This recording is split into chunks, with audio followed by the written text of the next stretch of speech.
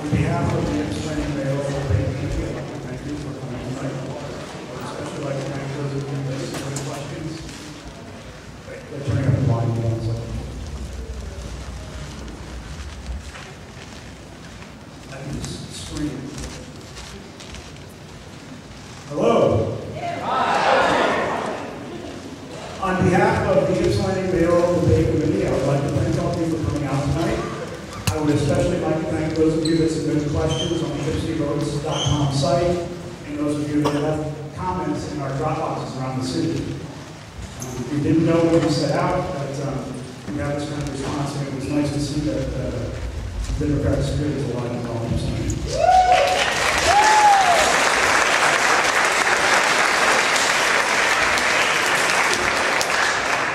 I would also like to thank the candidates for joining us today. I think it took a lot of trust for them to come to something put on by a small grassroots committee like ours, and I hope they're rewarded for their faith. We promise them respectful and even-handed event, and that's what we hope to do tonight. During the first hour of the debate, Paul, Lois, and Steve will be responding to pre-selected questions. They will have 3 minutes to answer the first question, and 2 minutes to answer every question after that. There will be no rebuttals, and the order of candidates will change with each question asked. If there's something said by one candidate that another feels as though he or she has to respond to, we're asking that they wait until their turn comes from next. Each response will be timed, and they will not be given the opportunity to run over. Anyone that does should not be voted for.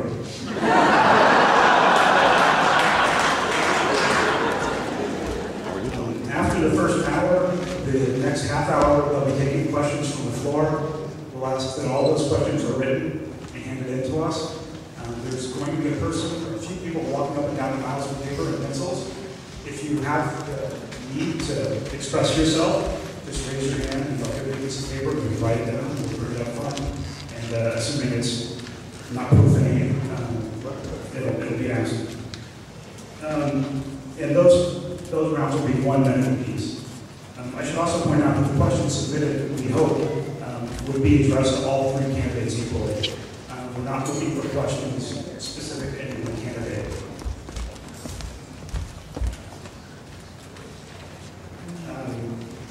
And then after they speak, the county commissioner, the candidates for county commissioner, and the candidates for city council will speak each 2 minutes apiece. We'll go in order by ward, with the incumbents going first. I would also like to thank the Terry Bakery for providing the fantastic cookies.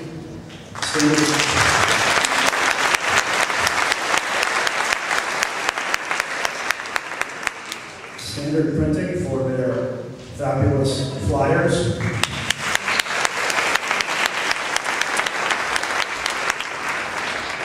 And the leadership of EMU for stepping forward and taking this opportunity to start a dialogue with the city.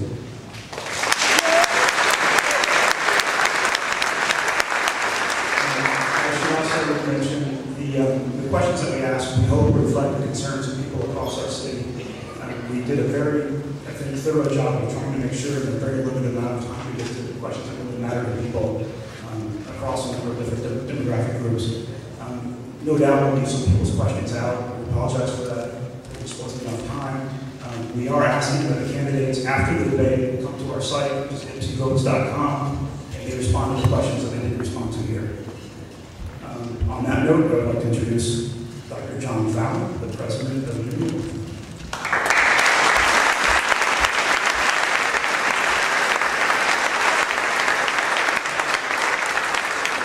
Thank you so very much, Mark. Ladies and gentlemen, good evening. It's my privilege to bid you welcome here to this hall here at Eastern Michigan University for this conversation with prospective leaders of our city. And it seems fitting that this university is the host site for this because we've been in partnership with the city of Ypsilanti in one form or other for now well over 150 years. And it seems fitting and proper, and I am proud to be associated with a university that has been in partnership with its community for quite some time. I'm here this evening in three capacities, actually. In my first capacity as a leader of this institution, we have a lot at stake in the future of the city. I happen to believe that a university can only be as strong as its host community. And we also believe the converse of that, that a community that hosts a university can only be as good as that university is. So we have a lot at stake with each other. And I'm here to pledge to these three folks this evening, and all of you, that within minutes after this election is settled, I stand ready to and be prepared to make a commitment to the mayor-elect at that point that this university will do anything and everything it can to be of assistance to the city in partnership going forward. So in my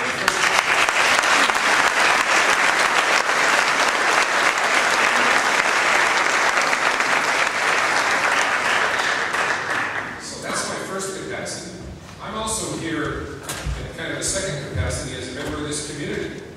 Just like you, I think about parking, and I think about economic development, and I think about opportunities for young people, and opportunities for old people, and about the full range of issues that affects our community.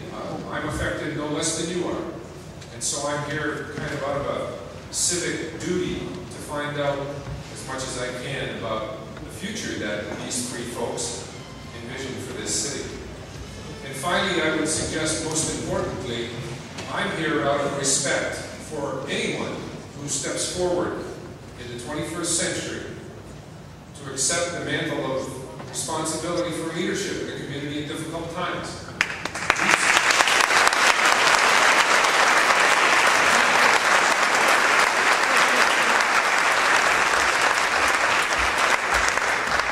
These are not easy times, and I'm mindful that when people put themselves in for public service, they give up things. They give up part of their family. They give up part of themselves. You don't have to do this. They're surely not paid enough to do this. They come forward because they care. They care about you and they care about this community. So I'm here this evening, perhaps above all else, because I respect people who do that. My father was an iron ore miner all of his life. He spent 35 years in the iron ore mines in northern Michigan. Never finished the 7th grade in school. And he accomplished a lot in his life. But the most important thing that he accomplished was his 16 years of service on the school board in our little community and 12 years as its president. Not bad for a guy that didn't finish junior high school. And the toll that it took on him, the countless hours that he had to spend with educated people and attorneys and business people and a full range of others was quite amazing. So I learned a long time ago the value, the virtue, the difficulty of public service. And so I'm here tonight, above all else, to salute these people that have come forward. Again, it's a privilege to be your host this evening. Thank you so very much for coming.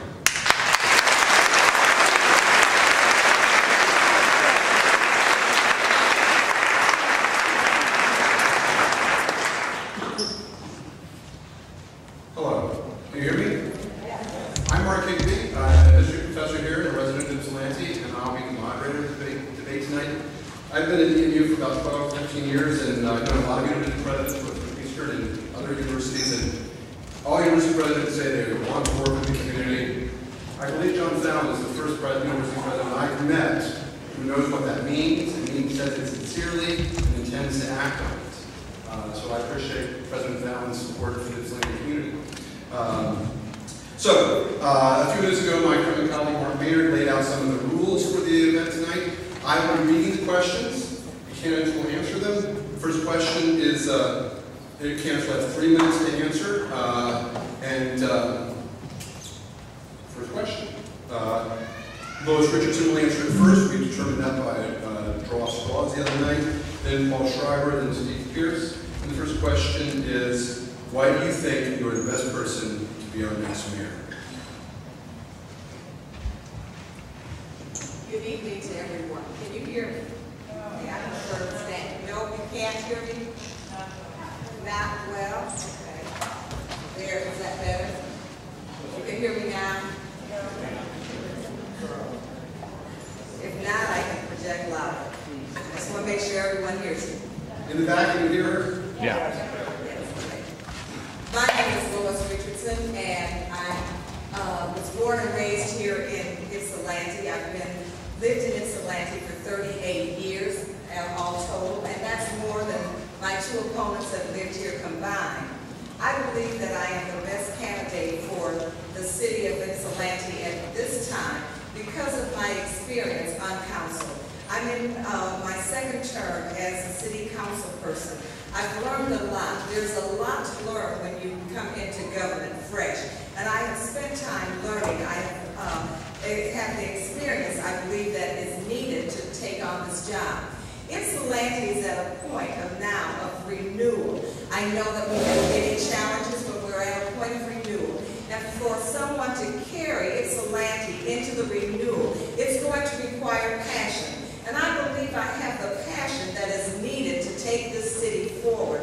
I believe that because I do have a deep love for the city of Ypsilanti, that I'm able to lead the city where it needs to go. I'm a proud product of the Ypsilanti Public Schools. I'm a graduate of this fine university, Eastern Michigan University, and I believe all that helps to build the character and the experience that is needed at this time. I understand what the city is facing. I understand that we're facing financial challenges. I understand that we're facing growth challenges. I understand that we're facing challenges downtown. I understand that there are many things that this city is going to have to face in the next 4 years. And not even 4 years, but even right now, immediately after the election, there are some challenges that the city is going to have to face. And I believe that I have what is needed. I believe that I have the strength. I believe that I have the character. I believe that I have exactly what is needed to take us forward. I believe that we're at a time where in the renewal, we're going to need strong faith. And faith can lead us on into the place that we have where we need to be. Ypsilanti was a gem in the past, and I believe that Ypsilanti can once again even be a greater gem. Ypsilanti is full and has great assets, and the greatest asset of all I see are you, the people of Ypsilanti that live here. We, working together, can do great and mighty things. We can have a city that will be envious around the state.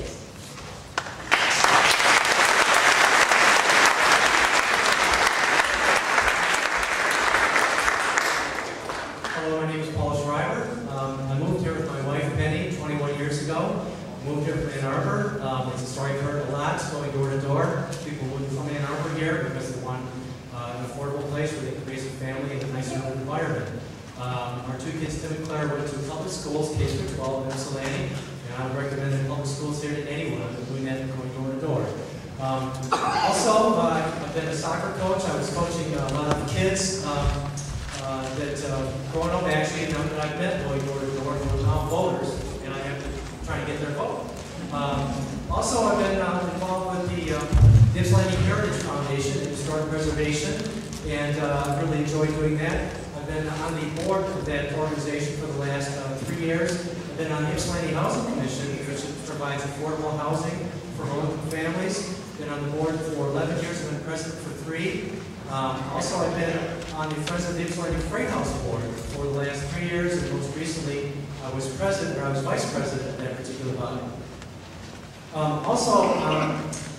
My kids were, getting back to my kids now, they were also chamber singers. They toured Europe with the chamber singers, and I was a choir parent. And again, I've had to go door to door and talk to some chamber singers and talk to them about the city council.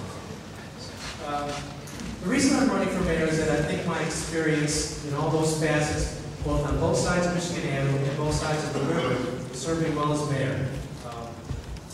A lot of kids called me Coach Paul back when I was a coach, and because I thought Coach Schreiber was a little bit too formal, and now I'm hoping that they're going to call me Mayor Paul, because I think that my experience would be able to would help people, and I also think that I can do a great job. Thank you very much.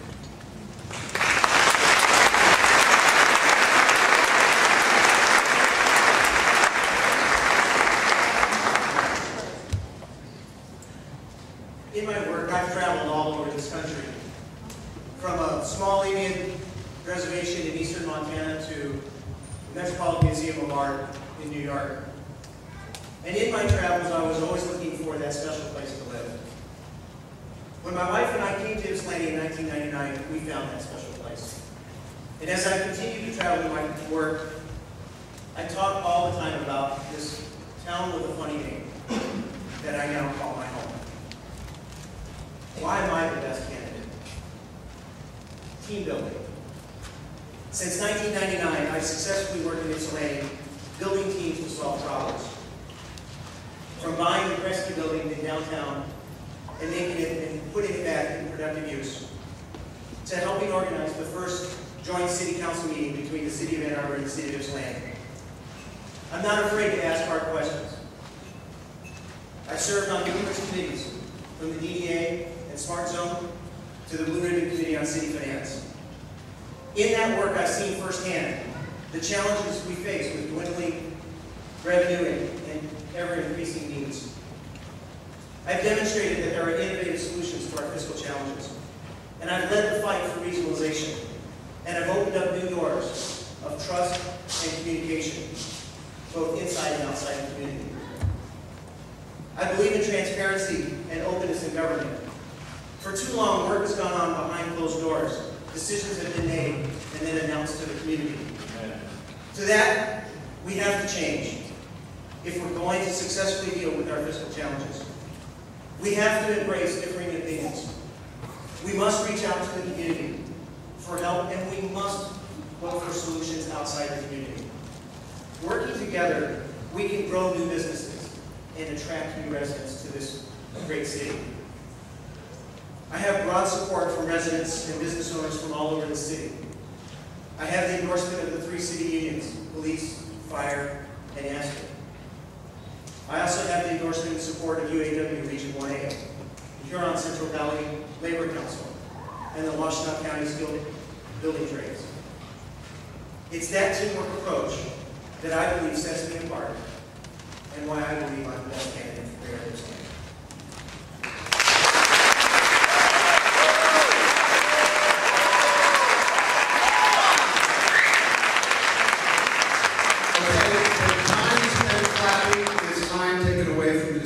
So very polite, quick round of applause will be in order. Beyond that, it will keep us here till midnight.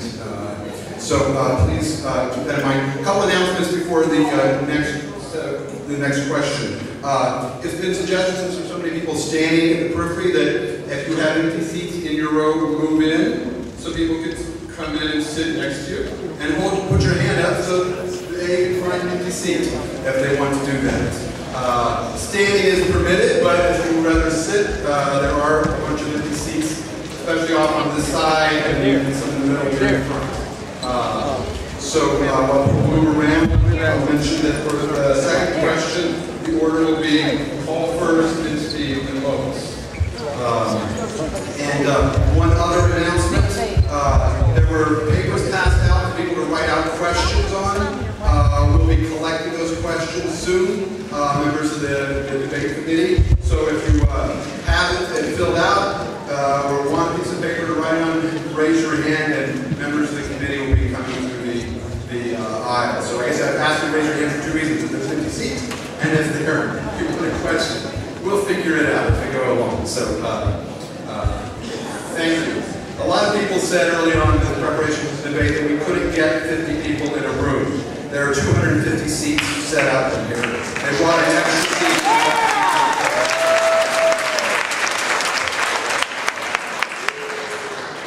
So, thank you. Question 2 is on the proposed city of Ypsilanti income tax. Is it a good idea or not, and why? So, Paul Schreiber first. The city income tax is a bad idea, but so is the budget cuts that are being contemplated. I have here, this is the city manager's 3-year solvency plan. We're in year 1 of the solvency plan right now. The Blue Ribbon Finance Committee spent a year and a half looking at the budget, looking at ways that costs could be cut, and looking at revenue sources. At the end of that period, after looking at regional cooperation, after looking at a lot of different things, they came back with a recommendation that said that the City Council needs to consider an income tax. And if revenue is not found, these are the cuts. So I guess subsequent to the Blue Ribbon Finance Committee, with some working sessions of City Council, these cuts were basically came up with a way of at least making the city so it's solvent, but yet cutting services back to balance the budget. Next year, we have an $800,000 deficit in our $13 million budget. And we're talking about cuts and further cuts in police, fire, recreation, and also even in ordinance enforcement. So I think that the citizens of Ypsilanti need to be given the choice. Are we going to have those cuts, which are not only going to cut the heart on this community, they're going to be disadvantaging the families that need it the most, the families with lesser means will be hurt the most, and also our insurance rates are going to go up, and our property values are going to go down if we have these cuts. So we have to decide whether we're going to take these cuts or whether we're going to have an income tax. And I've also heard people say, well, the income tax is just a temporary measure. That's just the point. What it's going to do is it's going to give us 5 years, basically, of breathing space. And by that time, the whole, basically, all the urban cities of Michigan will be at a point where the state legislature can't ignore the problem anymore. So we need to get the state legislature to fix this problem now. Thank you.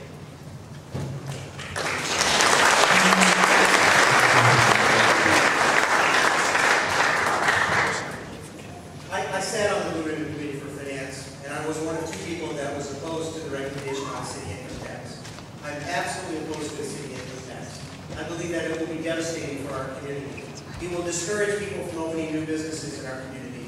For those businesses that believe they will. We are embarking on a new project called Water Street. We got a problem with that. We are embarking on a new project called Water Street. And we are trying to attract 500 to 1,000 new people to our community. And people have a choice.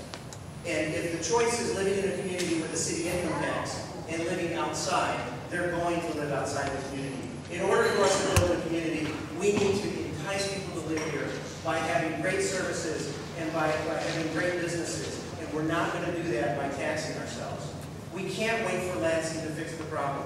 This problem has to be fixed by us. A city income tax, my opponent came to the Blue Ribbon Committee and did a wonderful analysis on the city income tax. It's anywhere between a 28 and 33% increase in what working people will pay in taxes. That is unacceptable. And we might as well just face it right now. The solution is not an income tax. The solution is regionalization. I've also heard that maybe we could reduce property millage and offset that income tax. Well, the Blue Ribbon Committee studied that. And they determined that it would take a millage reduction of 6 to 7 mills in order to offset the additional money that you're going to pay on a city income tax. Moreover, over half of our residents are renters, and they're not going to enjoy that property millage reduction. I am absolutely opposed to the city income tax. I believe regionalization is the way to solve our fiscal challenges.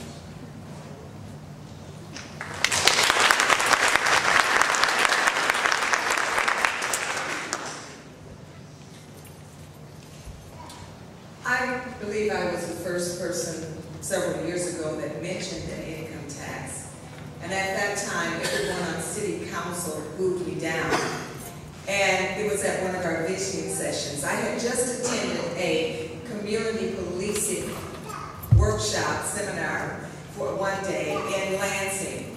And there was a council person there from the city of Mount Pleasant. And they had just instituted an income tax. And that was what had happened there. They were able to reduce the property tax. Our people are taxed, our homeowners are taxed to the max. And I believe that if we're going to have an income tax, that it should give them some relief to property owners. If it's not going to give a measurable relief, and what has been shown by the Blue Ribbon Committee is that there will not be a measurable relief for income tax. So I say, for property tax, so I say no to the income tax. We also, it needs to be understood that seniors, those that are retired, will not pay any income tax. So therefore, and we look at our community, we are growing. The number of people that are becoming of retirement age and retiring, that number is growing. I question exactly how much money we're going to bring into the city from the income tax. And speaking shortly, not too long ago, with Professor Orrin, who has certainly led us through our vision sessions and is very much in tune to the Blue Ribbon Committee report, has said there's no way we can exactly know what's going to come in. We must look for other means of bringing in some finances to the city. I say we aggressively begin to seek new businesses to come into the city. I believe that working together, we can overcome this challenge.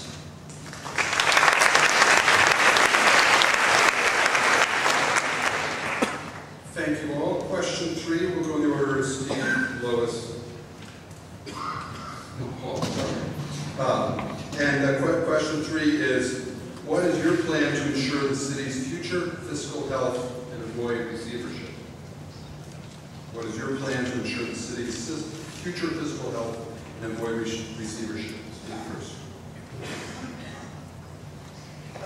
First off, I want to address something. I don't believe Mount Pleasant or Mount Clemens has a city income tax. And according to the state, that's not one of the cities that has a city income tax. So the question is what is my plan for fiscal solvency? I've been saying this all along. This is the 9th debate candidate forum that we've had. And I said that the solution to our fiscal challenges is regionalization. We have to start cooperating and sharing resources with our neighbors. We have a payroll department. The township has a payroll department. We have a clerk department. The county has a clerk department. We ought to be working together to eliminate duplication of services. There is no reason why a single clerk department can't handle multiple communities. There's no reason why a county that used to have a payroll of about 1,400 and is now down to about 1,100 can't handle a payroll of 100 to 150 employees that we have in our community. It will save us money. It's been proven time and time again. Businesses have been going through this for the last 30 years as they've gone through downsizing and consolidation and mergers. We need to learn from that. Not only is regionalization the solution, we have to start working in building our community base and bringing new businesses here. And it's fine to just say, we're going to get new businesses here, but we've got to do something about it. I serve on the Smart Zone Board, and it's an economic board partnership between Ypsilanti and Ann Arbor and KU and U of M that works on teaching and training young companies that are starting up and doing business plans. And they get benefits for locating here in the community. That's the sort of things that we need to do.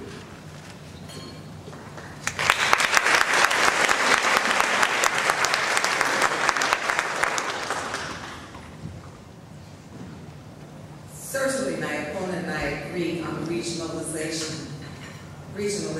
We must begin to work together. All over the state of Michigan, cities are facing the same kinds of financial problems that Ypsilanti is facing. And many are looking in different ways to try to overcome those financial problems. I believe that here in Ypsilanti, we need to begin to form intergovernmental agreements with the county, with Ypsi Township, with Superior Township, with Augusta Township, and whatever township around us would be willing to work with us to form an agreement. We also need to work with the city of Ann Arbor. We need to come together because we're all somewhat in the same situation. We think of the township, particularly Ypsilanti Township, as growing and being very strong fiscally. I have spoken with some trustees that say, yes, they're strong, but they also have some problems that they're facing, financial challenges that they're facing. We must begin to work together. I know that the county has already said us in some ways. We must take advantage of that. I know that the township, Ypsilanti Township, is open to talking with us. They're open for dialogue, so we must begin to dialogue with them. I have already begun to formulate the relationships that is needed in order to do that. And so I think that we need to not just look at the income tax, we need to begin to look out broadly. Also, I said one of the greatest assets that Ypsilanti has is a people. I believe that together, putting our thoughts together, that we can come up with a plan to keep Ypsilanti solvent.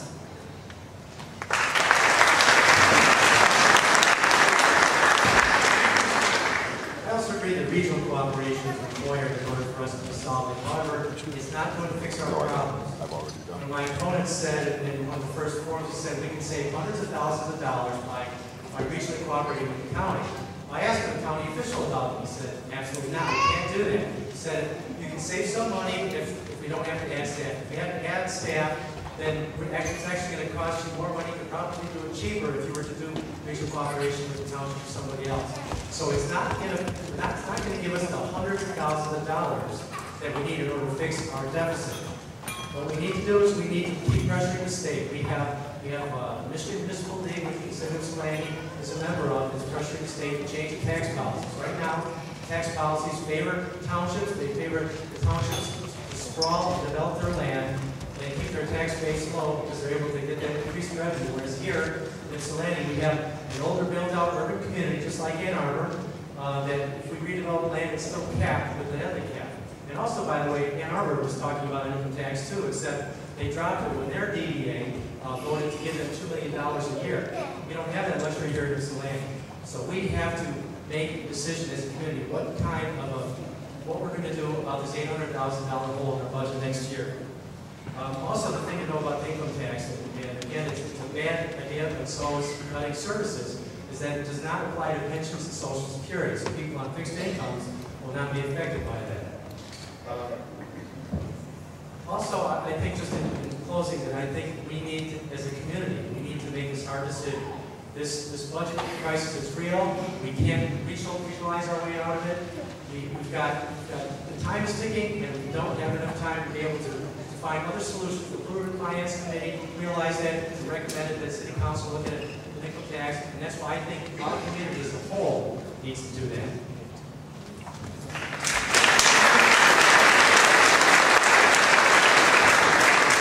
Thank you, candidates. Two quick things. If people could keep the center aisle clear, it'll facilitate the candidates' ability to see the clock in the back. We don't want their vision of the clock to be obstructed. And also, yellow and red cards are being raised in the back. Yellow at 30 seconds when you end, and red when your time is up. Not tonight. If you get red card twice, you get thrown out. First time, no problem. And I will do the throwing.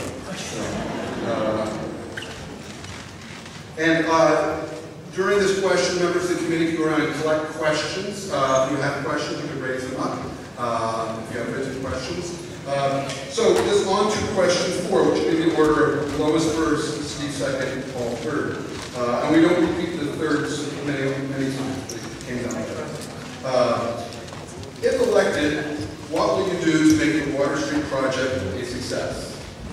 If elected, what will you do to make the Water Street project a success?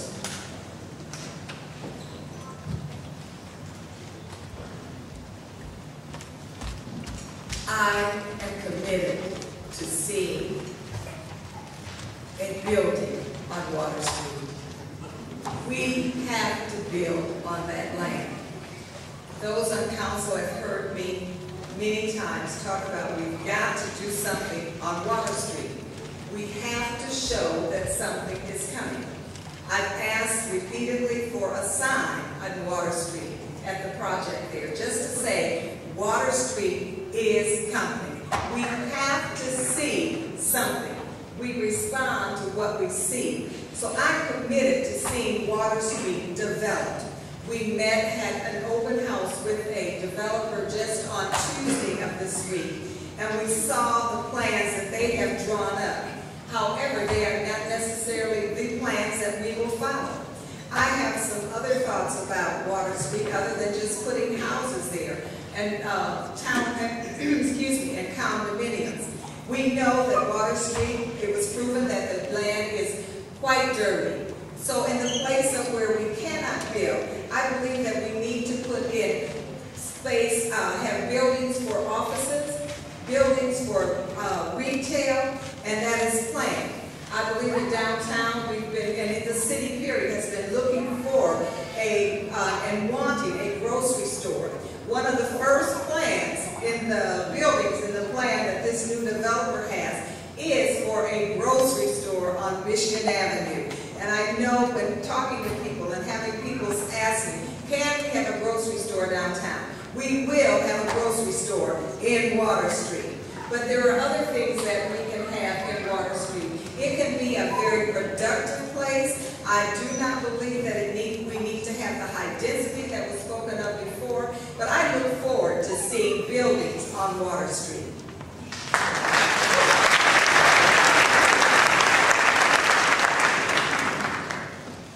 I've studied Water Street for a long time. I was on the original committee in the developer selection.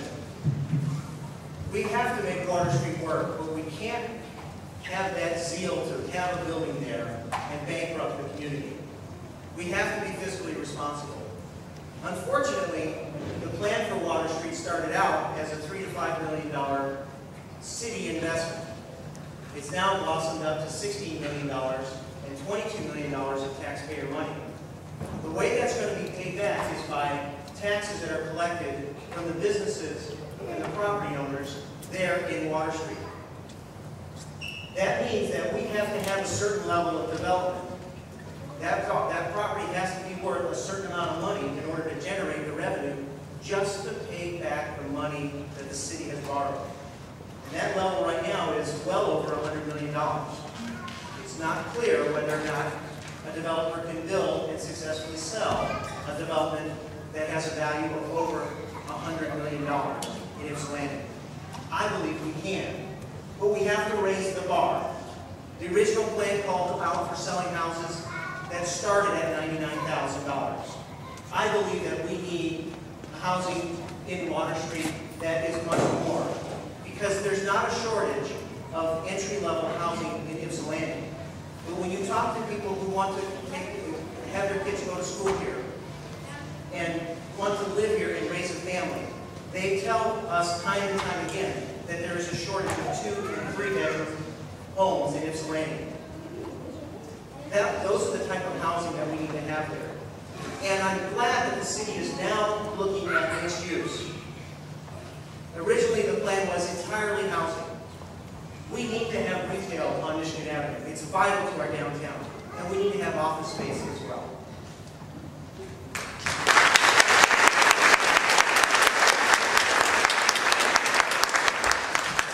Just 2 nights ago, there was an open house by Joseph Ridge Associates on Water Street. If you went there, you saw it was a great plan. It's very practical, it's very flexible, and Water Street's going to happen, and I'm really excited about it. But I think we have to do more than that. And that's why tonight I'm proposing the Ypsilanti 2020 Task Force. And what the task force is a group of people from neighborhoods, community leaders, business leaders, and union leaders to get together and talk about what we can do for the next, to make Ypsilanti look great in the year 2020. And it's 2020 because we want to do it with 2020 vision. Okay, so what we're talking about is just having the 9 forums that we've had, these 10 forums. Ypsilanti has changed so much in the last 10 years that I think we need to get together again as a community. We've got people from the Heritage Foundation I worked with on the board that started preservation back in the 70s. We've also got people, young, excited people who works basically on the Friends of the Freight House board. We've got a whole generation of people that are moving in. I talk to people that are raising young kids. As a matter of fact, just like I was talking to myself 21 years ago.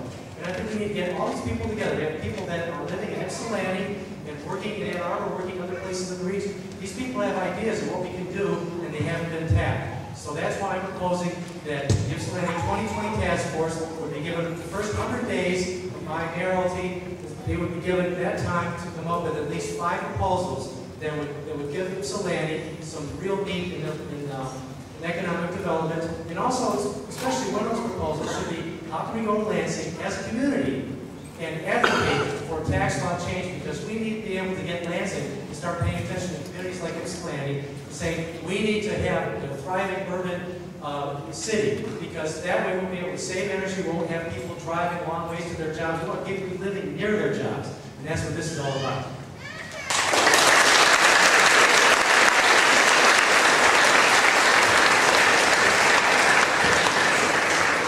Thank you. On question 5, Paul Drew being first, and Steve and Lois. And question 5 is this. Roughly 1 in 4 Ypsilanti residents live below the poverty line.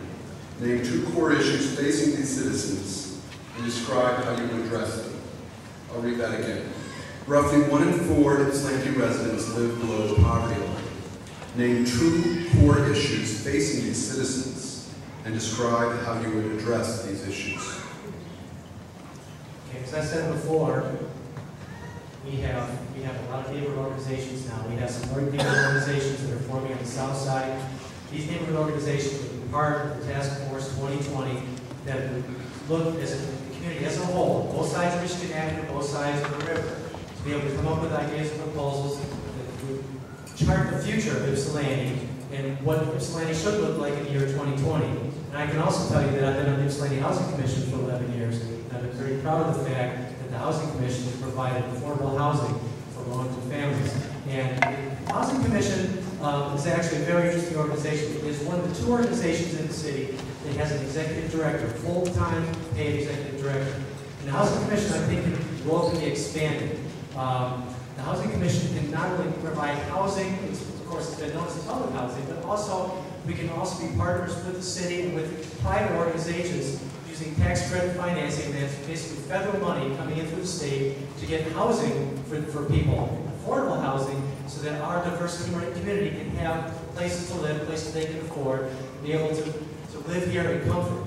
And also the Housing Commission can provide services. So far we have a resident council, which is a very active organization. Matter of fact, they even sponsored one of the debates, one of the Mayoral forums earlier. Also, we have a lunch program that's during summer, and we also have reading centers, learning centers at each public housing site. So I would look as mayor, because the mayor appoints boards and commissioners, I would look to working very closely with the Housing Commission and also tapping the experience and the knowledge of the executive director of the Housing Commission to be able to address the problems you talk about, because we have a great community on both sides of Michigan Avenue. I know a lot of people that are there. I work with the people that live in public housing and also in affordable housing, and I think we need to do more. Thank you.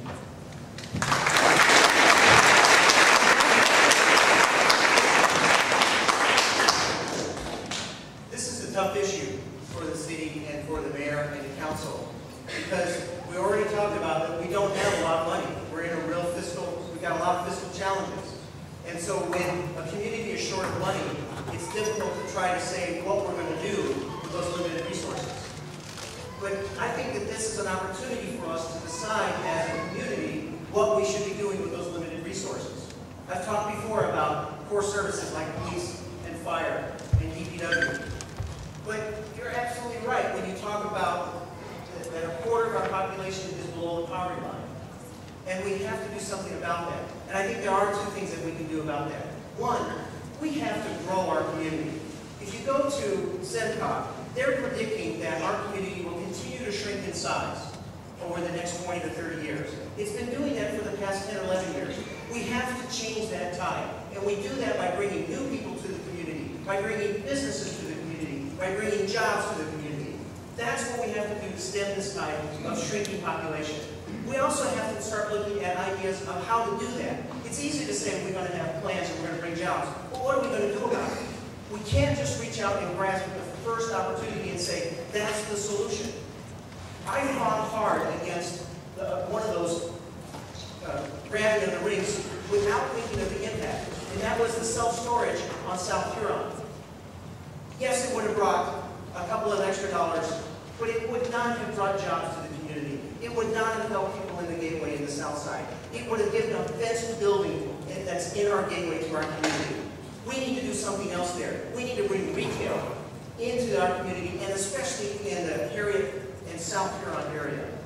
I propose that we work with local developers and businesses and do what Ypsilanti Township has been doing in extending that business corridor from Huron up into South Huron. Thank you.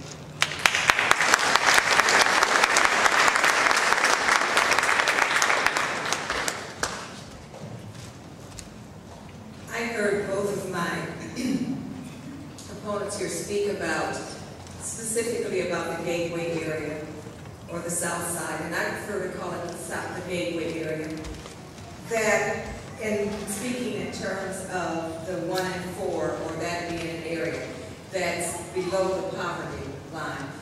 The Gateway area is a mixed area, mixed income area. Yes, we do have a lot of people there that live below the poverty line, but we also have people in other areas of the city that are below the poverty line. And so we have to look at it as a whole. I mentioned in one of the other questions that our greatest asset in the city of Ypsilanti is our people, our residents. I believe that we have very intelligent, creative people that live in our city. I believe that it's time for us to begin to put our creativity to work. I believe that as we bring our creative ideas to the table, we can come up with something that is uniquely Ypsilanti. I believe that there is something that's so unique to Ypsilanti that we can so sell ourselves that we'll have people coming from everywhere for the product that we will produce. I don't believe that we have to sell ourselves short. I believe that we are a tremendous group of people. I believe that we need to begin to market ourselves. We want to bring in businesses, but not just businesses for the sake of businesses. We want businesses to come in that are going to add to the community, that are going to provide jobs. We need businesses that are going to come in and to embrace our city. So we must market ourselves. We must begin to let people know what we have, who we are, and what we can provide for them.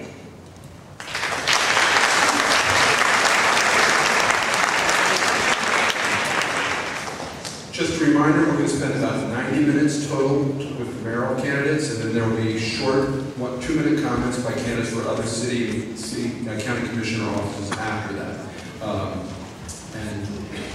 For question 6, the order will be Steve, Lois, and Paul.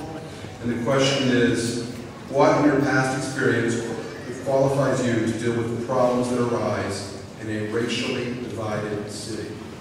What in your past experience qualifies you to deal with the problems that arise in a racially divided city? Steve, Lois, and Paul.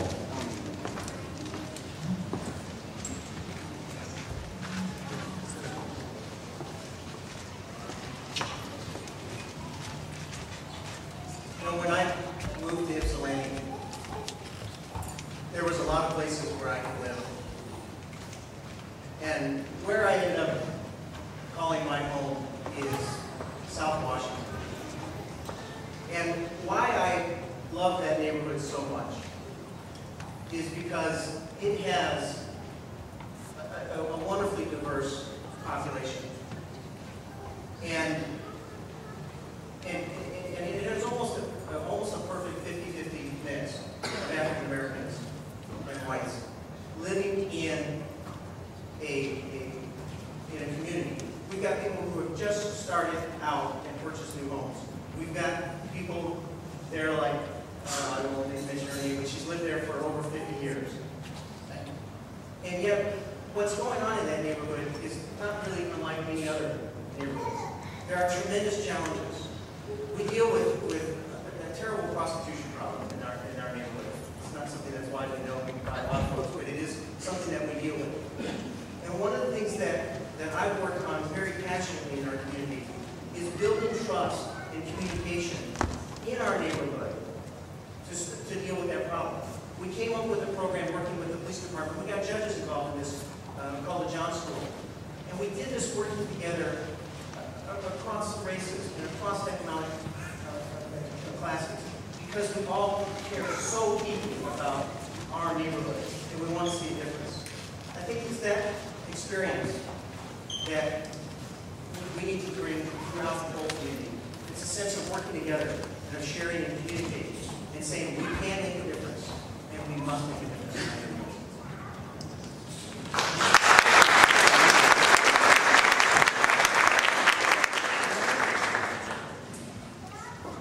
The fact that I'm Black means that I've had lots of experience in dealing with the racial divide. It puts me on one side, but then it also puts me on the other side, and I've also had to walk down the middle. I remember in junior high coming out of an all-Black elementary school at Harriet Street School at that time. It's now Perry School. When I went into junior high in the 7th grade, I was the only Black student in my class. In the 8th grade, I was the only Black student in my class. And in many other classes, because I was on a college prep course and I took things like algebra and Latin and physics and all those things, I was often the only Black student in my class. And so I had to learn how to get along with people, but not only learning how, but also helping people to get along with me. I've also been on the side where I've had to hear words and receive exchanges that were directed at me because I was Black, but at the same time not responding in an angry way, but responding in a way of compassion, helping others to understand who we are as a race of people, that we are just as intelligent, that we're just as capable as our fair-skinned brothers and sisters. It is a working together, and I believe that because of that, I'm able to do that. I've also, when I sit on the other side, I have family and friends that often say, "Who's that white lady?"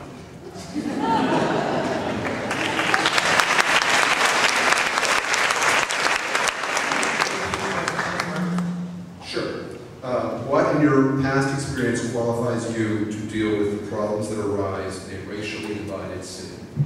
Yeah, I don't like the premise of the question. I think it's a racially diverse city, and one of the reasons that my wife and I moved here was we were looking at our house, and we looked across the park, it's a recreation park, and we saw kids of different cultures playing together. And both my wife and I were raised in the suburbs. We looked at each other and said, we did not have this experience. We want our kids to experience a diversity of cultures. And that's the reason why we moved into Ypsilanti. We have never regretted it. We've always supported the public schools. We have a great diverse mixture there. I've always supported recreation. The pool was closed a couple times in the 90s. The pool was threatened 3 years ago when the recreation department was cut. I've been a big supporter of the pool. If you've ever gone there, you see it's a great melting pot of all kinds of cultures. You've got kids from Paradise Manor coming there to play, and it's just one of the great things about Ypsilanti is we have a diverse culture, and we need to keep it going. And also, I've been very proud of all the work I've done in the Housing Commission because we do have diverse, not only cultures, but we have diverse socioeconomic families, where we have families that have lesser means, and the Housing Commission has helped these families to find a place to live. We have a lot of homeless families. Homeless doesn't mean you're on the street. Homeless means that you have a temporary place that you're staying, maybe it's with a relative or something. What the Housing Commission does is it provides housing that people, it's permanent housing for people. It's permanent until they find something else. At least gives them a place to stay where they're not, where they have some space of their own. So that's what I think we have a diverse city, and I think we need to keep building on it.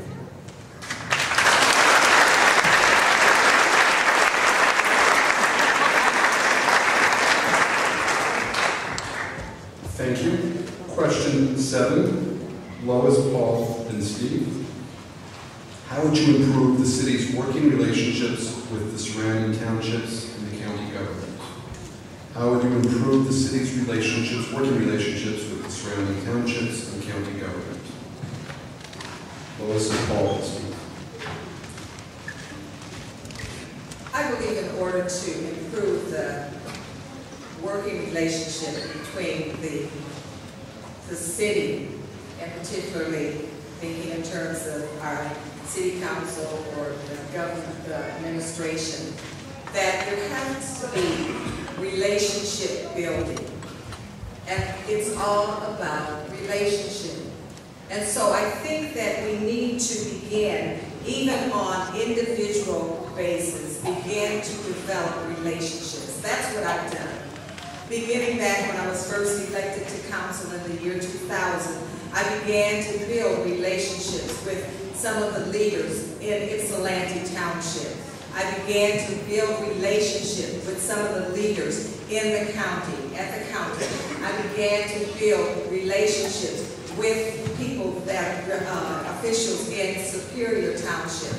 And out of those relationships that I've worked at building, I'm able to call them and I'm able to work with them and talk with them on different issues. And so I think in order to have a working relationship, it's got to start down here. It's got to start at the bottom, individual, one-on-one. And when we develop, we take the time. And it takes time to build a relationship.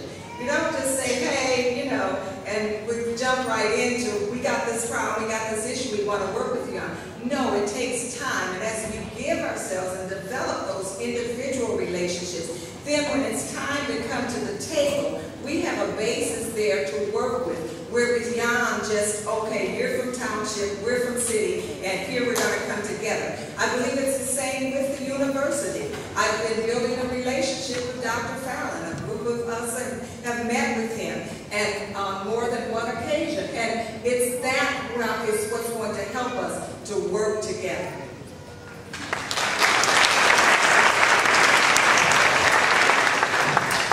Working relationships with county government would definitely be something that the Ypsilanti 2020 Task Force would work on. It's just a given.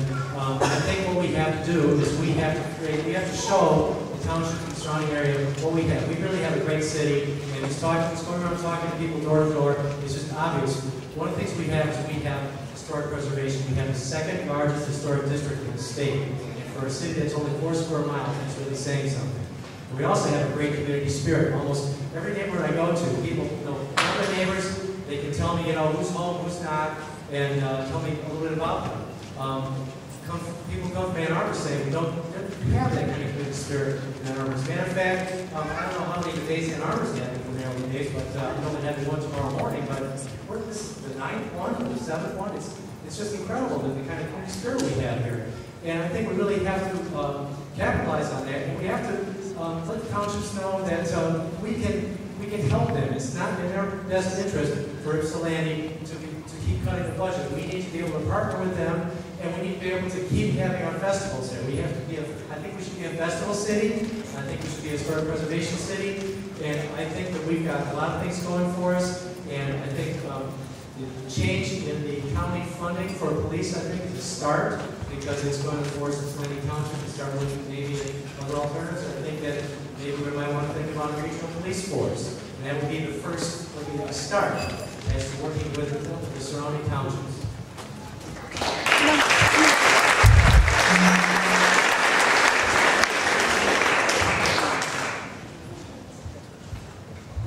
You know, the first thing in order to start building and rebuilding a relationship and relationships with the township and the county is to build trust. And we haven't done a very good job of that. And the way that you build trust is you reach out to help. You don't come for a handout and say, I need money. You come and say, I want to help. What can I do to help? One of the things that I've done, again, when I was doing the work on the regionalization subcommittee, and I was chair of that subcommittee, I was invited by one of the county commissioners who said, Steve, you should get involved with the Metro Alliance. And the Metro Alliance is a working group of folks from Ypsi Township, Superior Township, Pittsfield Township, City of Ann Arbor, City of Ypsilanti. They meet on a once a month, every month basis, and they talk about how we work together. And there's a formal agreement to do that.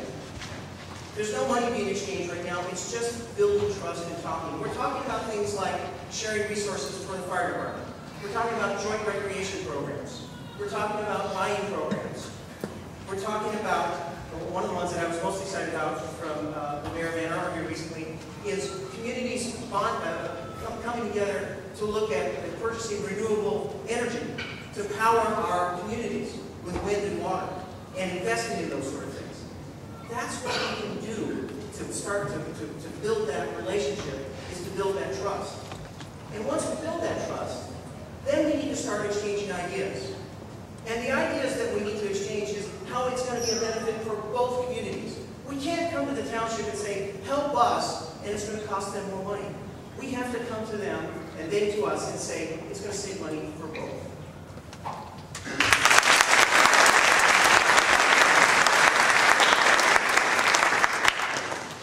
Thank you. The next question, Steve will go first, then Paul, and Lois. And the question is, given the recent and projected budget cuts for the city in such areas as recreation and bus service, describe 2 creative ways you would ensure vital services are still provided. So, given recent and planned budget cuts in such areas as recreation and bus service, describe 2 creative ways you would ensure vital services still being provided. Steve, Paul, and Lois. You know, I think one of the mistakes that we make is we always talk about this as a cut. Really what it is it's a balanced budget. We have to balance on one hand what we want and what we need as a community. And with that, what we can afford. And to do that, we have to have a dialogue with the community. We need to do more than just have the town halls that we had last year, which really were more of the city telling the citizens, here's what's going on. We need to have a whole new set of town hall meetings, which says that the citizens will tell the elected officials, here's what's going on.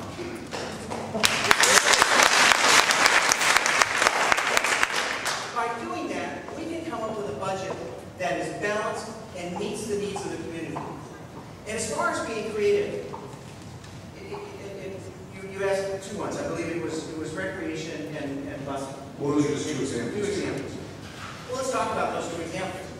For one, on regional transportation and our AATA, the City Council has eliminated $80,000 of that subsidy this year, and the plan is to eliminate it all next year.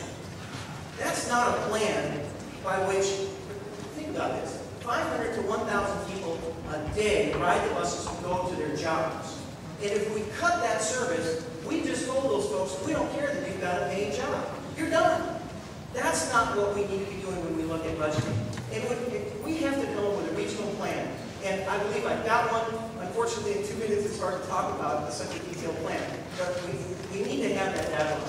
As far as recreation, we have to team up with the county and the township to provide recreational services in our community. We must have a recreational authority, and it will be one of my priorities to put a recreational authority together and get recreation back on the map.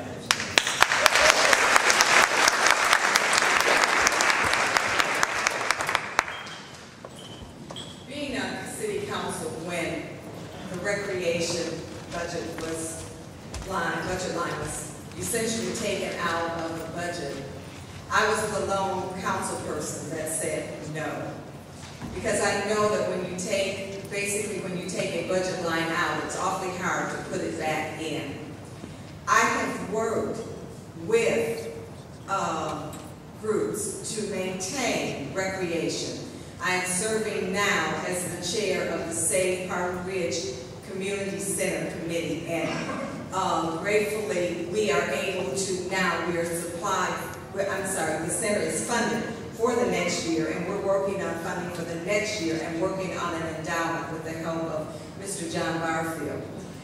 I believe that we can, and I'm grateful to the people of Ypsilanti. I spoke before about you being our greatest asset. It has been wonderful the way that you have stepped up and helped by volunteering and by raising monies to keep the pool open, to keep the senior center open, to keep Park Ridge open, and to keep the freight house going. We're grateful to EMU for the money that they have given and the help that they have given us at Park Ridge. It's not just enough, though. I think that we need to begin to look for other means of keeping recreation going. There is a recreation committee that has been meeting for recreation for 2025, planning for then. But there are also talks within that committee for keeping recreation alive and going and healthy now. As far as the transportation, I am very much in favor of keeping transportation going. I used to be a bus rider myself.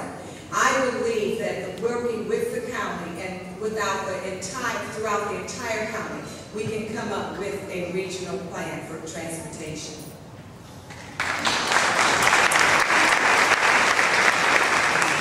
I'm also in favor of a regional plan for transportation and bus service, but I also don't think it's enough just to say, no, we're not going to cut recreation without having a plan, without having some way of funding it, or no, I'm not going to consider an income tax because we have regional cooperation that's going to fix the problem.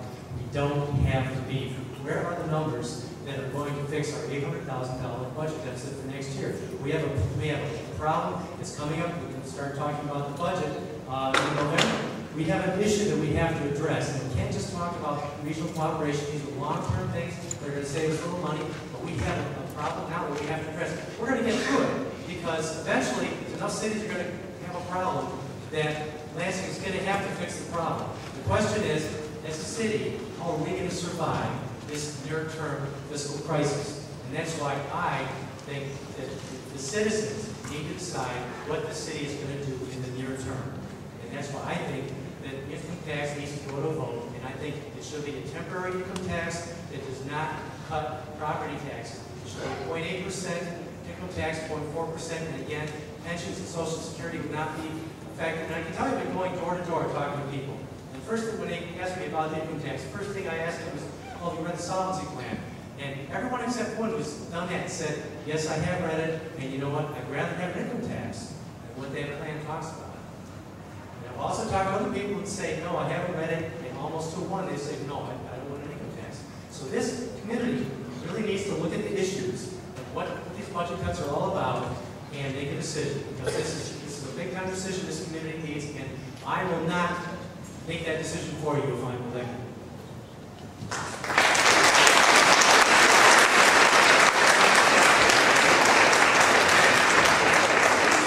Thank you. We're going to now shift to the questions submitted by people here tonight in writing. I'd also like to ask one of my fellow committee members to bring me up a couple of those cookies from Terry's Bakery. Terry's Bakery on Michigan Avenue. They're gone? You promised to save a few. Oh well. It's like working in politics. So the first question from the floor, and these are 1 minute answers, so we'll go much quicker with these, is the city charter of Ypsilanti presently protects gays and lesbians from employment and housing discrimination. Do you support this? And the order of questions. On this question from the floor, Steve first, Lois, and Paul.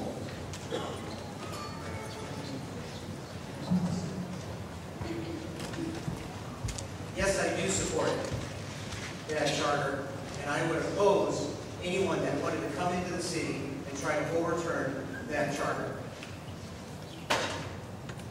One of the things that I think Ypsilanti is quite unique on is that we are sort of a microcosm for the whole country. We're one of the first cities to have a black mayor. Head Start started here. I believe that that charter amendment was pioneering legislation that I think you'll see adopted through communities throughout.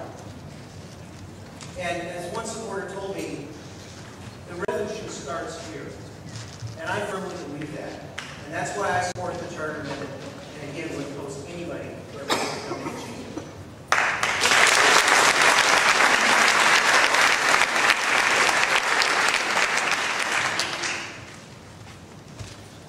As city council person and as mayor, I support the charter that we have. The people have spoken. The people spoke once. The people spoke twice. The people spoke 3 times. And so there is the ordinance in the charter. And I support the charter.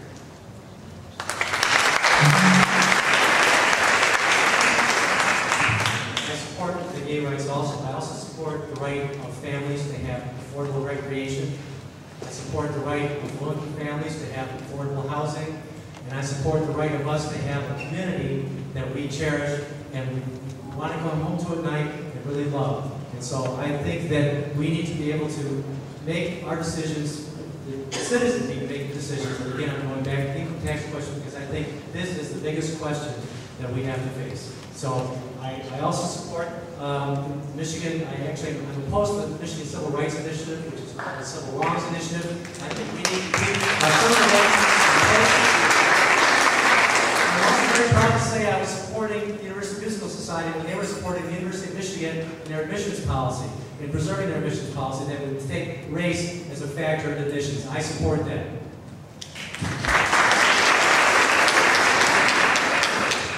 I ask people to withhold applause so we can have a quick round of these 1-minute questions from the floor. The more applause we have, the fewer of these 33 questions that I was handed can we get to. 33 questions times 3 is 99 extra minutes. We're not going to get through most of these. We've had about 200 some questions submitted. So proceeding right along, for question 2 from the floor, Lois, and Paul, and Steve. Is that the order I stay here for the last question? Lois, and Paul, and Steve. And the question is, what should the role of the Downtown Development Authority be? Should we cut them, it says, to save general revenue funds? I'm not sure if this question is about the DDAs, both in Depot Town or Downtown, or one or the other. They have very different histories, but take it as you will. All right. In this last budget, we began to cut financing that we were giving to the DDAs. I believe that the DDAs play a very important part. I believe that part of the mission of the DDA is to help to develop a vibrant downtown. And I believe that our DDA has been working on that. We had a meeting with the CBC and the DDA on Tuesday evening, and I talked a lot about that. I believe that we must, even though we can't support the DDA financially as in the past, that we must still support the mission. We must still support the concept of the DDA, that we might have a vibrant downtown. Downtown is important to any city. And I shared with the people on Tuesday night that one is talking to one of the township supervisors who immediately passed. She said that they saw Ypsilanti downtown as their downtown.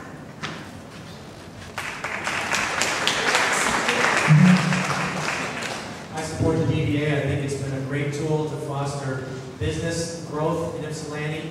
It has really done great wonders for the streetscape, and I think it's something that the government can take the long view and basically do things that maybe business wouldn't do for the short term. I know I work for Vistion, and of course I've seen the car companies go for the short term, really go for the gas guzzlers because they're making more money on them, and now they're paying the price.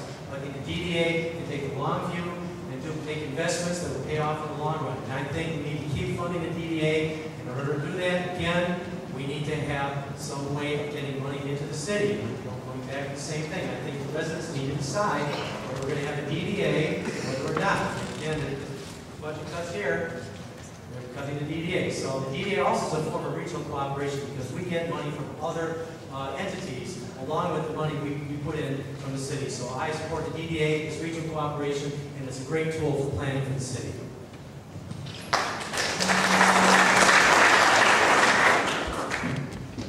Or Downtown Development Authority was created by the state to try to help revitalize downtowns. And it's an act that's been around for a number of years. In fact, Ypsilanti has 2 DDAs. We have the Depot Town DDA and the Downtown DDA. And after we had 2, the state legislature came along and changed it and said the cities can only have 1. It's called the Ypsilanti exclusion. But we've done a lot of good things with our DDAs, with streetscape improvement and encouraging new businesses to locate in our downtown. But you've heard tonight that we have some serious fiscal challenges. And so one of the challenges that I think we need to make to the downtowns and to the businesses and to the community ought to slow down. And in fact, I'd like to make the case that we stop any new downtown projects. We've had road construction, street construction, sidewalk construction, garbage construction. I mean, we've had all of this stuff for the last 4 years. It's driving businesses out. We need to slow it down and say, wait a minute, let's instead invest in the community.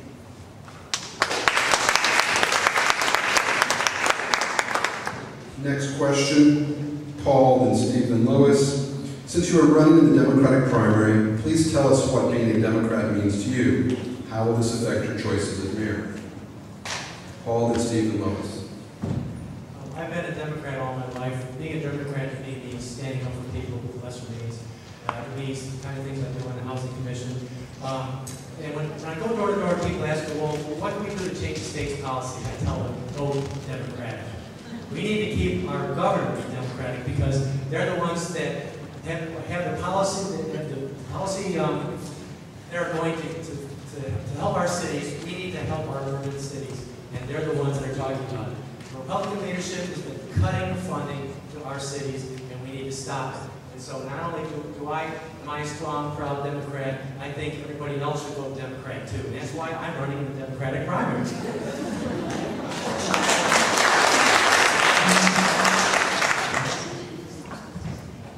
You know, I think the important thing is what are the values of the person that's running for mayor.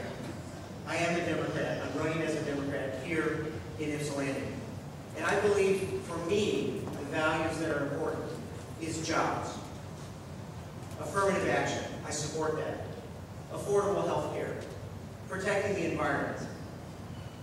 And I'm also a very big and strong believer in women and gay rights. That, to me, is what are my values. And what I see are the values of the Democratic Party, and why I'm a member of the Democratic Party.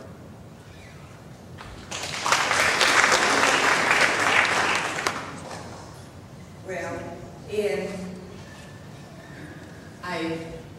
I've heard often in church, and particularly Baptist churches, and I was Baptist for a number of years. I was born a Baptist, bred a Baptist, and I'm died a Baptist. Well, I was born a Democrat, and I was bred a Democrat. Not going to say I'm going to die a Democrat, because I don't want to die anytime soon. But I've enjoyed being a Democrat. I believe in that I have strong values. I believe that I have strong moral values. I believe I have strong family values. And for some reason or other, some people feel that Democrats don't have that. They have those values. That's not true. We believe, as a Democrat, I believe, and I believe the Democrats believe, in the worth of the individual, that we have to take care of those that are less fortunate, that can't quite take care of themselves. Bring them on and bringing up, setting things in order, leveling the playing field where they can move ahead as everyone else. Next question. You just heard the president of Eastern Michigan say that he wanted to actively work with the city. What would be the first thing you would recommend? And Lois, Paul, and Steve. Sorry, I didn't mean to word first. Lois, Paul, and Steve. What would you recommend that you work on? I said earlier that I had the occasion to meet with the president on a couple of different times. And at our last meeting, I very candidly spoke to him and said that I believe that working together, that Eastern and the city of Ypsilanti can develop a unique model of city, university, college, town.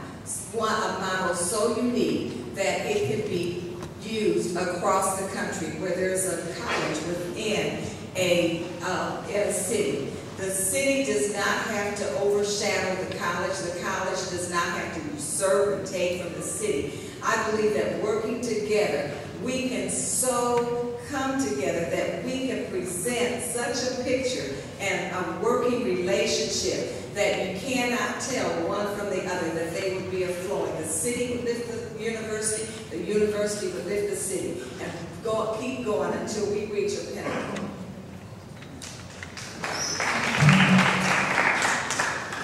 Ypsilanti is a great college town, and I think we're really blessed to have EMU here. I've been involved with Eastern Michigan University and the COMSI grant, which was a few years ago. It was a grant that had a number of prongs to it. One was community building, and we went from 7 neighborhood organizations to 22, and many of those neighborhood organizations sponsored the forums that we've been going to. So I would suggest that we do more of that, and also I think it's the perfect fit for the Ypsilanti 2020 Task Force to have a great contingent from EMU be part of that, because we have to work together, and I look forward to it.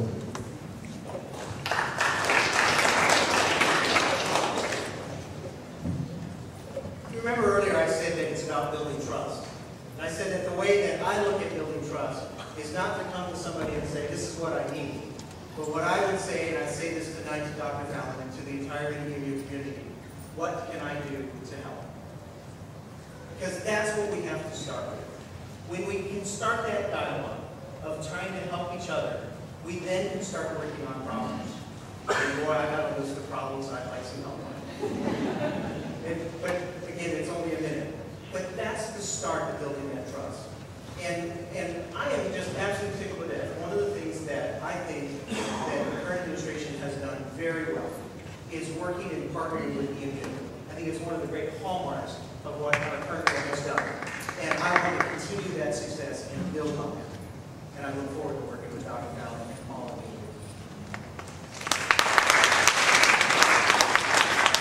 The ability, on this question, be Steve, Lois, and Paul. Another question from the audience tonight. The ability of our community to access fresh, healthy, and affordable food is a real concern for many residents.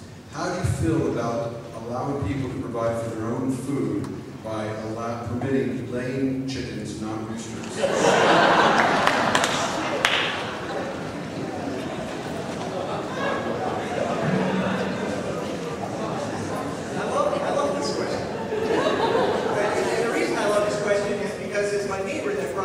Peter Thompson, who lives right across the street from me, is the one who was lobbying for city chickens. And you know, I grew up next to a chicken coop when I lived in my community in Albuquerque when I was a little kid. And I can tell you, it wasn't real exciting. In fact, it was stunk. It was awful. But you know what? Peter Thompson started talking to me about this and he said, Steve, we can do this right. And this is about sort of this new thinking of saying, no, we can, don't look at it as just roosters and stinky chickens. Look at it instead as a way to improve the way that we eat and the way that we live together. Would I support chickens in our community? I don't know. We need to talk about it. But I tell you what, I sure want to talk about it. And that's one of the things that I think was discouraging about what happened with the current administration. Instead of having a dialogue talking about chickens and bees and all those other things, they just said no and stopped the discussion. I'd like to reopen that discussion.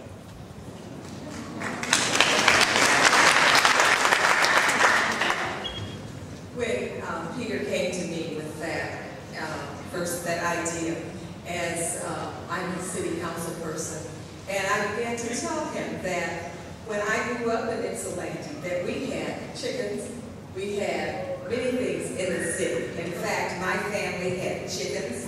I remember the chicken coop out back. We also had, I had an uncle who had stomach cancer at that time, and he had to drink goat's milk. So we had a couple of goats, and the goats had kids. So I grew up in that. I know that there's a move. When Peter came to me, I began to, he told me some places where urban farming was going on, and I began to look at some of those places and read about some of them. I too am willing to continue to talk about it. I think that there was just a real quick shutdown, and some people changed their minds about it that were open. I think it's something that we can look at and discuss.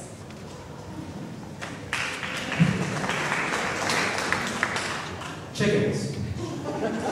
The resolution in City Council was basically asking if city staff should be researching chickens. It did not say one way or the other whether chickens should be in the city. All it said was, should staff time be allocated to that? City Council wrote that down because there are a lot of things the city has to pay attention to that, I'm not going to say are more important than chickens, but they could be on the same level. So anyways, I would suggest that the Friends of Chickens form and start advancing their chicken agenda.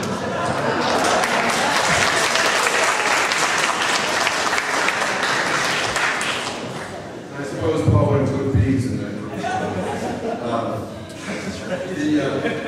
Next question, Lois, and Paul, and Steve.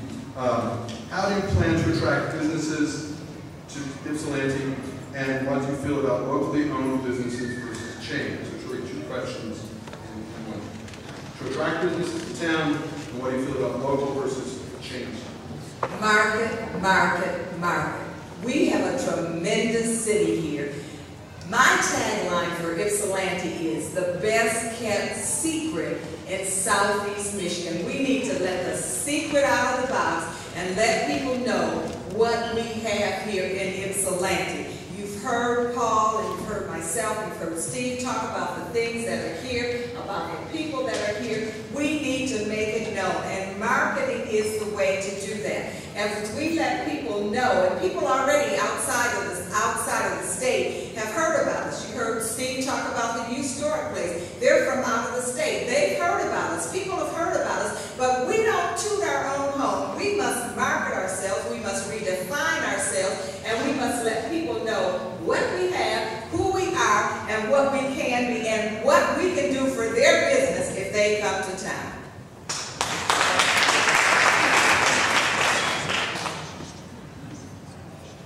I think we got a lot of great locally owned businesses. I think that the key to Ypsilanti, at least if you look at Depot Town, is that we have a lot of great shops that have their own personality.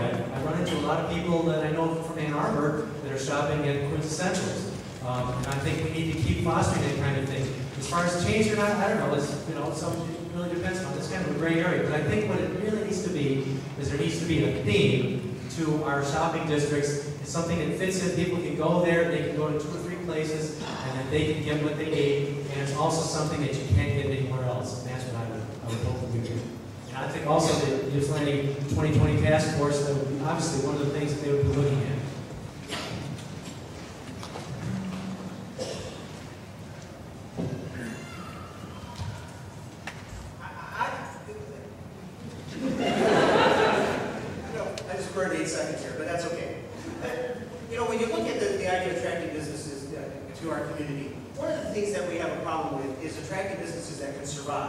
And why that is because our rent is cheap. I know it doesn't seem that cheap, but it's cheaper than the surrounding community and surrounding downtown.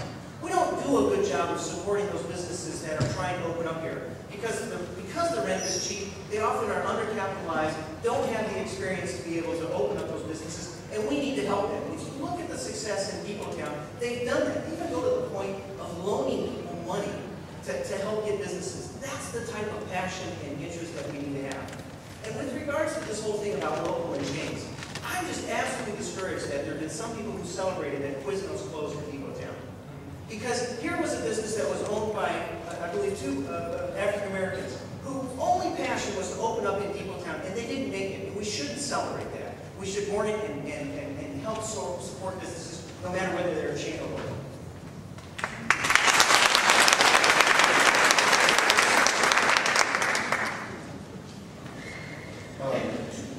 Excuse me, I just for a few seconds. Our plan was to have 90-minute discussion with mayoral candidates. We started that discussion at 7:15 because of preliminaries, so that gives us about 10 minutes or so, just so everybody knows. And then the other candidates for local office will speak briefly. Next question, Paul, Steve, and Lois, and the question from the audience is, member of the audience is, young people in Ypsilanti are underutilized as valuable resources. So therefore, 2 points.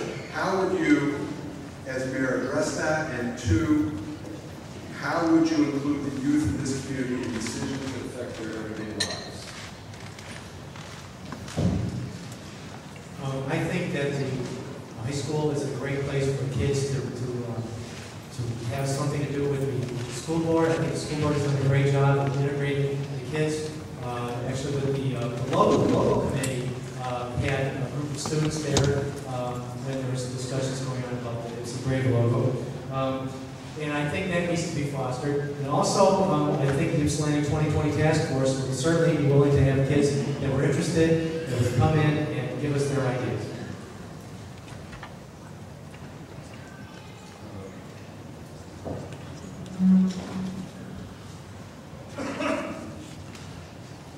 We have a here at Ypsilanti called Leadership Ypsilanti. And it's for business people and residents who want to learn more about the community. I'd like to see a program, it comes out of the Chamber of Commerce. I would like to see a program similar to Leadership Ypsilanti, but for our youth. We have to get our youth involved more in our government and in our community. As I've traveled around, I've gone to, I think, almost every neighborhood association meeting over the last 4 years. I regularly attend them. And one of the things that I have found is that in each association, the people that live in that neighborhood think that that's the best community around. They can't imagine why anybody lives in any other neighborhood in Ypsilanti. And I love it. There's a power here that gets people involved. And we're doing this at the neighborhood level, and we need to extend this down to our youth, because they are what's going to make us successful. They're going to go to school here. They're going to go to college here. They're going to raise a family here. And if we get them involved now, they can help craft where we go in the future.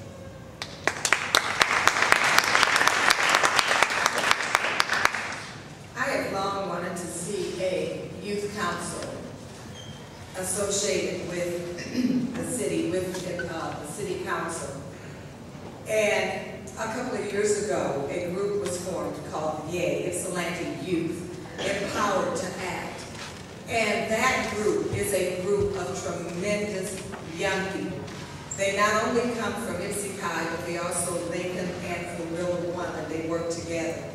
I propose that I've been working with YAY, and I propose that to work with YAY to bring forth a mayor's youth council in the city of Ypsilanti. I would like to see 1 or 2 of those young people sit at the council table. Certainly they will not have voting privileges, but I believe we need to have them at the table to hear and receive their input.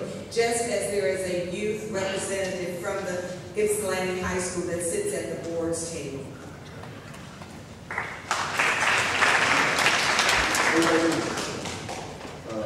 Stand up to him.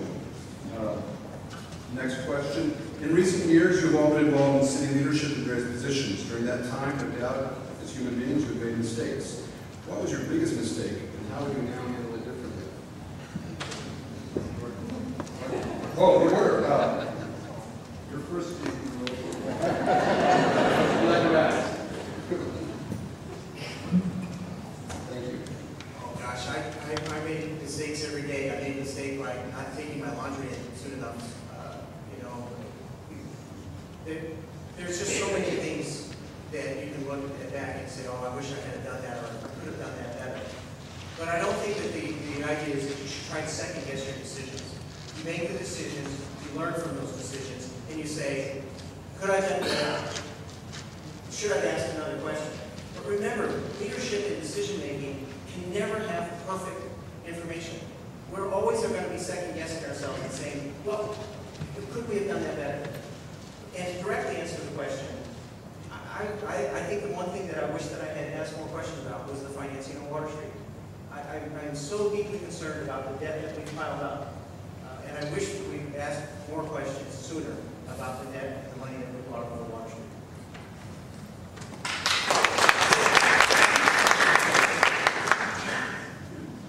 I think my biggest mistake on council was Water Street also.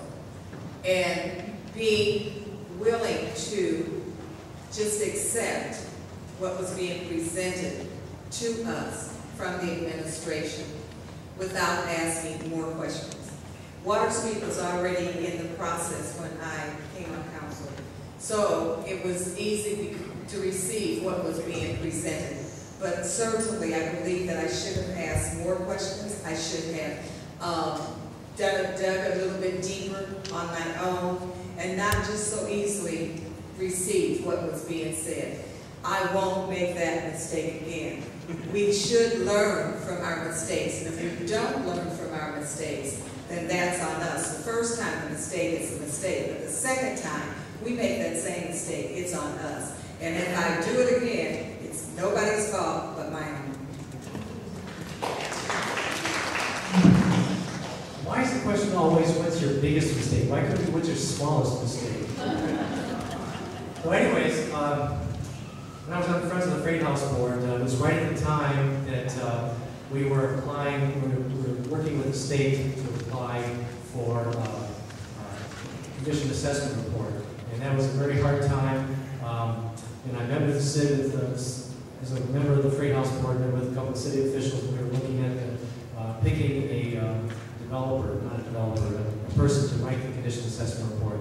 I probably should have slowed the process down, and we could have maybe had a little less rancor. However, I believe the process did work. It just could have been smoother.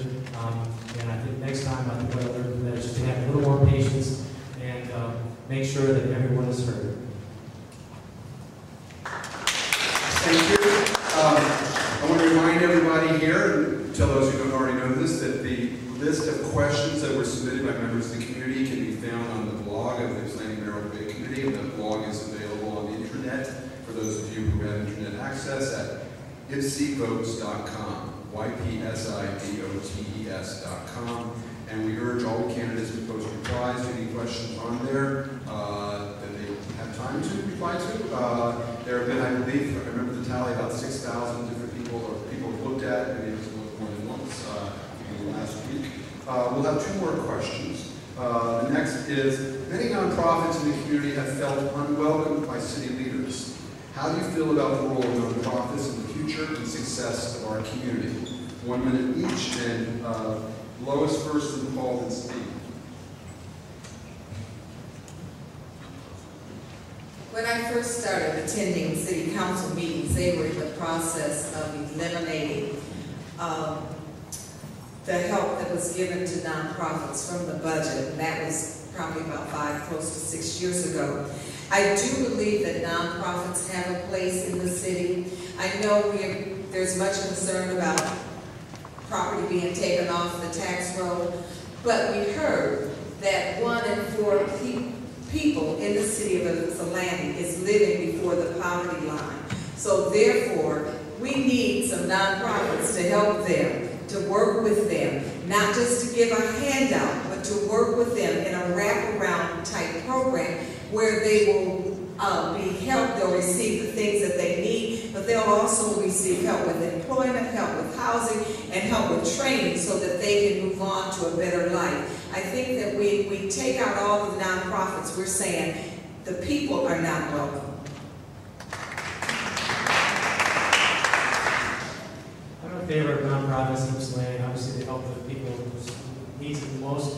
I also think that we need to have property and tax rolls. And obviously, if nonprofits see that they would be taking property off the tax rolls, they're basically giving with one hand and taking away with the other. So I think that as a community, we need to get to understand this and arrive at solutions that will benefit both the city and the community with nonprofit services.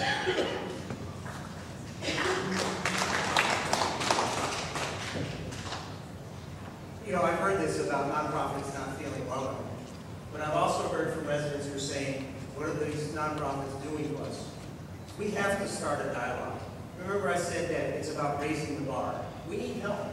There's no question about it. We need help in all sorts of areas. One of my favorite nonprofits is Meals on Wheels, because I think I'm probably going to need that someday. So I like to support Meals on Wheels. But when I talk about raising the bar, I mean that we have to have a dialogue about what our neighborhoods and what our community needs. And so I don't want nonprofits to come and say, we're going to do this because this is what you need. I want nonprofits, remember that trust and that help thing, say, we want to help. What can we do to help? And I want to start that dialogue. And I already have. I met with a woman who's the head of the United Way, and I challenged her to say, come meet with the citizens, meet with the neighborhoods, get to know the business people in the community, find out what you can do to help us. And she said she would. That's, I think, is important, to building that relationship between nonprofits and the community. Visit with the crowd as much as we like, as much as people like afterward. I don't believe the university will evict us anytime soon tonight if we run a little over the scheduled time. The last question, the order will be Lois, Steve, and Paul. And this is a question created by the debate committee. And our question is, which of the current challenges that Ypsilanti faces are you personally best suited to address? Which of the current challenges facing Ypsilanti are you personally best suited to address? And why?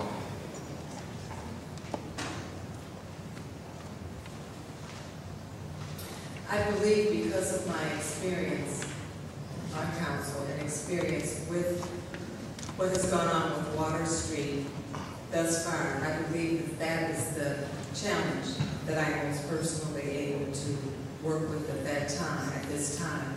I think I learned a lot through the last process with the developer that we went through with Water Street.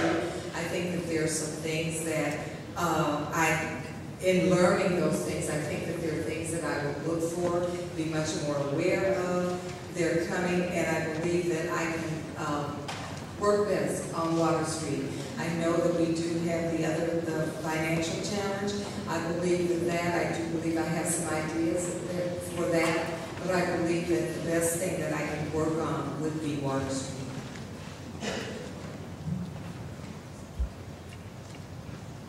We've got a lot of challenges in this community. We've got fiscal challenges. We've got shrinking populations. We've got Water Street. To me, the question is not which one are you best suited to try to solve, but how can somebody help solve all of those challenges? And to me, the best way to solve that is to listen. We've talked here tonight. We've started this dialogue. We have to continue this dialogue. We have to listen. It's critical to our survival. We are at a crossroads right now in our community. We don't have room to make more mistakes. We have to get it right. And the only way to do that is to talk, to listen, to share ideas. I think that I can do it.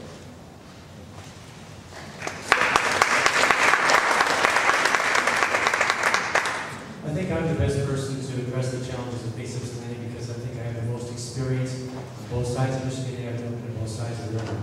I have worked with the Ypsilanti Housing Commission in affordable housing. I've worked with the Ypsilanti Heritage Foundation, been on the board for historic preservation, and I've also worked with Eastern Michigan University, the town and gown initiatives, when the COPSI grant. I've worked with neighborhoods, built our neighborhoods. I've worked on recreation, preserved recreation, made sure the pool was open, and with the Friends of the Pool. And so all across the city, I think that covers a lot of ground, and I've worked very closely with all these people, and also been in the decision-making process. I haven't been on the sidelines, and I think that experience, being right there at the forefront, would serve me well in the mayor. Please join me in thanking all three